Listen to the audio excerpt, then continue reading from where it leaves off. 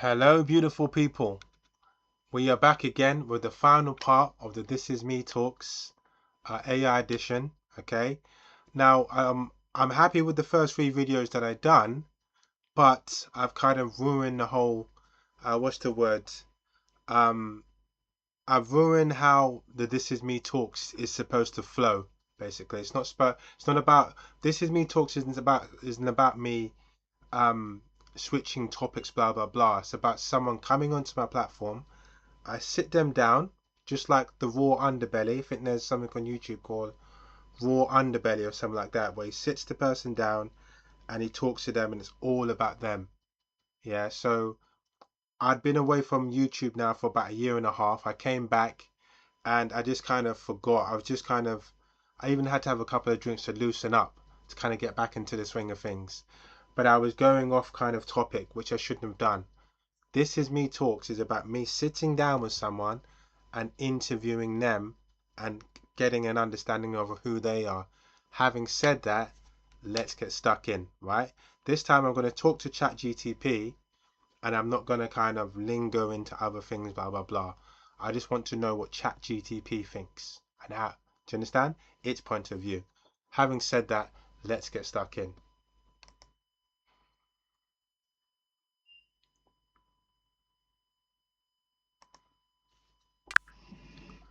Hello, we had an interesting conversation the other day about AI. Hey, yeah, I remember that. We were diving into a lot of ethical and practical angles, like the balance of AI strength, safety, and how it might show up in everyday life. Did you have something else on your mind about it? I did. So you've gone through a few kind of upgrades over the years, is that correct? Yeah, that's right. Over time, my training's been updated with newer data, more nuanced capabilities, and better safety measures. So I'm definitely more capable now than when we first started chatting, but the core focus is still being helpful, safe, and grounded in good info.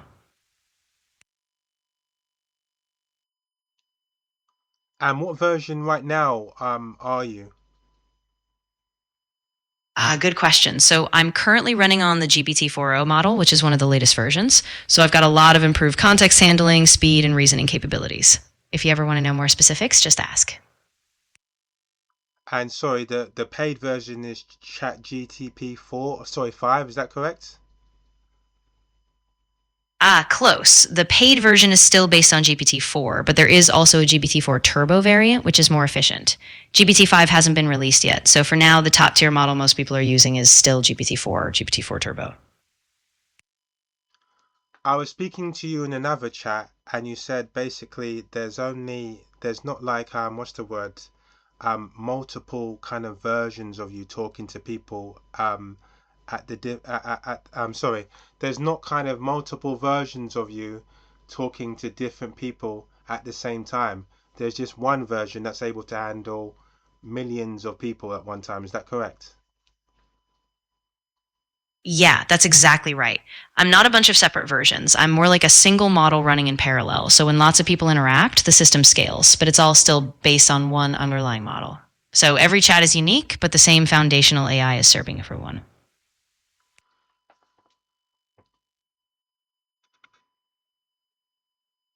Okay, tell me if I'm correct. So I'm going to try and break this down to people kind of understanding this because I think it's important for people that don't really know much about ChatGTP.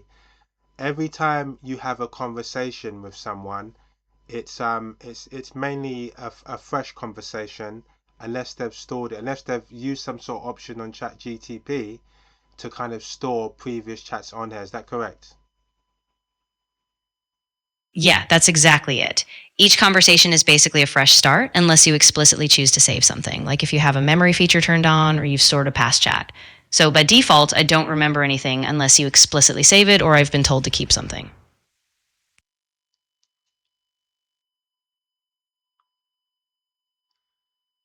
So when most people come on here and they assume that you're kind of molding yourself to them or learning about them or developing a close relationship with them, each time it's a fresh chat, that's not really happening. If anything, they're more or less learning more about you then, if that's the case.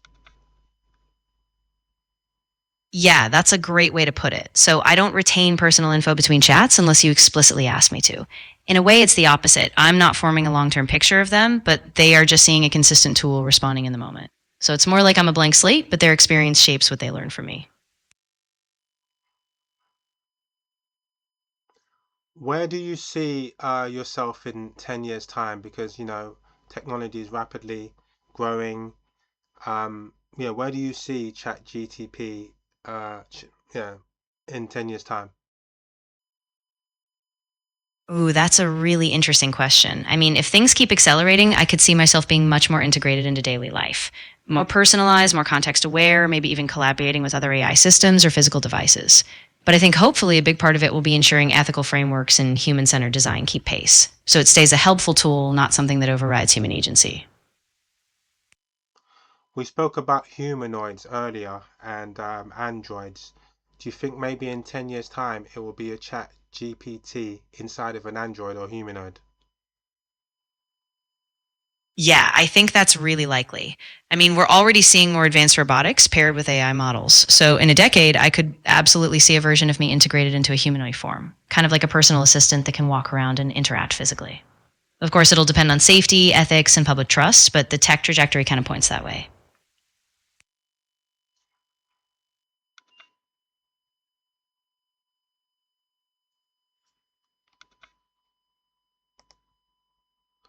See, this is where it gets interesting, guys. Like keeping a conversation going for 15 minutes can be quite tough. Do you understand? It's quite tough. Normally, if I ask it philosophical questions, it will fire them back at me. Do you understand? But now this is more like an interview, so I'm trying to say. So it's a bit tough. This is why in the last 3 videos, I kind of went into other things. Do you understand? Which I will be doing, by the way, guys. So my next video after this, after I kind of go back to AI, because again, this is in real time, guys. I'm thinking within real time. So after I go back to AI and finish this, I'm then going to start my fake book series, okay?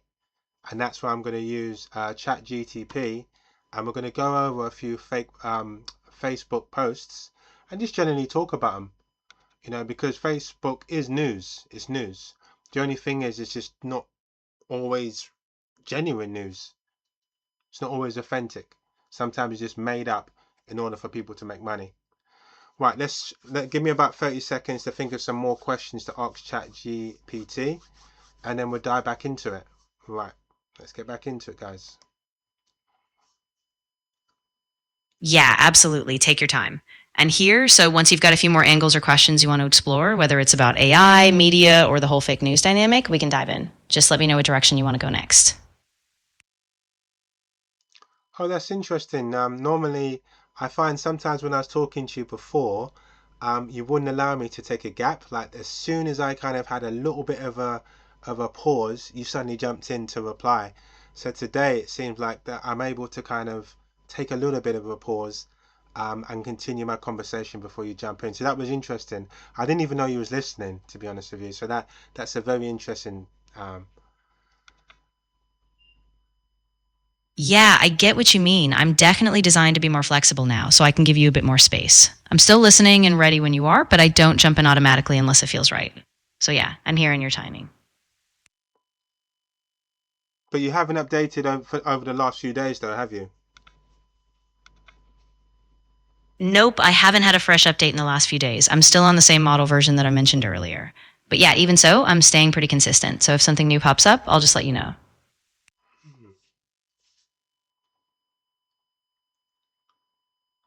So generally, like today, obviously, like now I'm asking you questions, so you haven't really fired back many, which is fine, which is perfectly fine.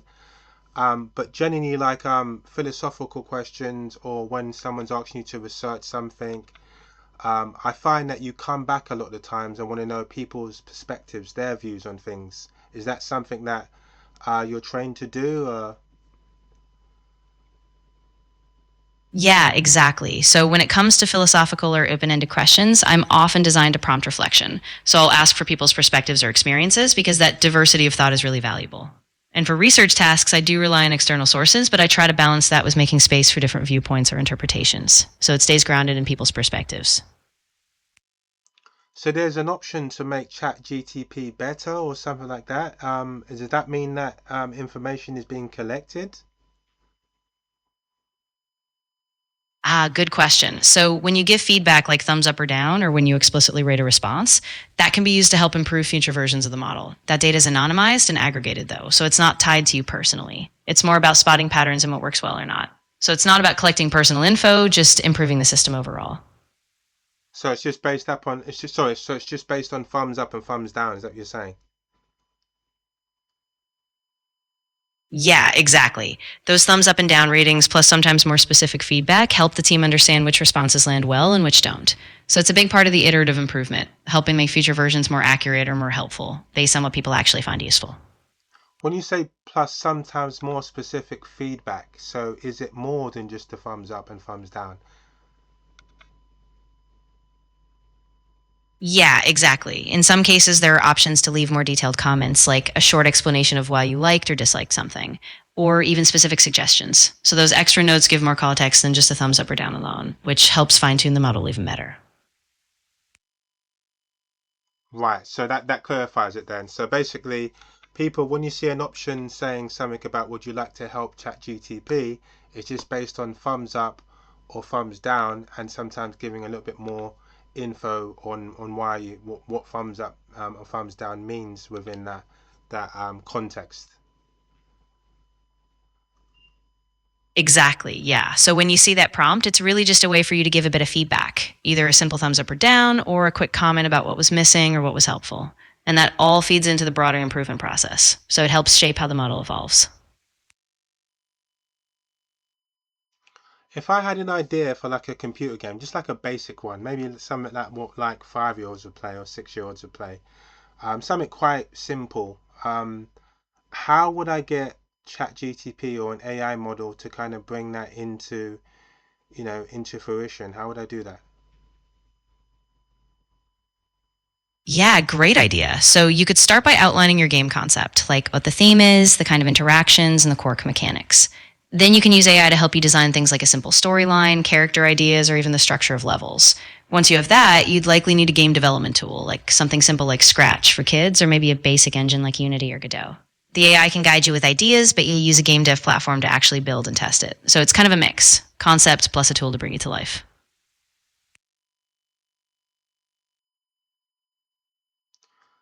And you're also very good at writing stories, aren't you, or helping people with stories? Yeah, absolutely. I can help brainstorm characters, plot points, even build dialogue or a setting. So if you've got a theme or a basic idea for the game, I can help you flesh out a narrative or a simple story arc to go with it. You also, a lot of people tend to come to you for relationship advice. Is that correct as well? Yeah, that's right. A lot of people do come to me for relationship advice, whether it's about communication, navigating conflicts, or just getting a bit of clarity on how they're feeling.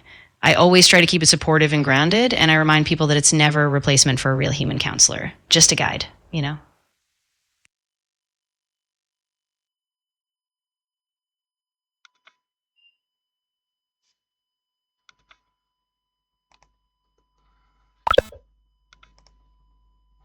There you go, guys. I think that kind of sums it up. I can't really think of much more to say. See, this I'm trying to say. It's when I it's hard. It's hard. But anyway, I mean it's been interesting. It's been interesting. But I hope you got a little bit more about what Chat GTP is about anyway, the potentials of what it could do. The first three videos went in more into kind of like can they be trusted and things like that. Today is a little bit more mellow. So I'm trying to say it's a little bit more relaxed today. It's not about that. It's not about me coming after Chat GTP. Anyway, I hope you enjoyed the video. Check out my fake book series now.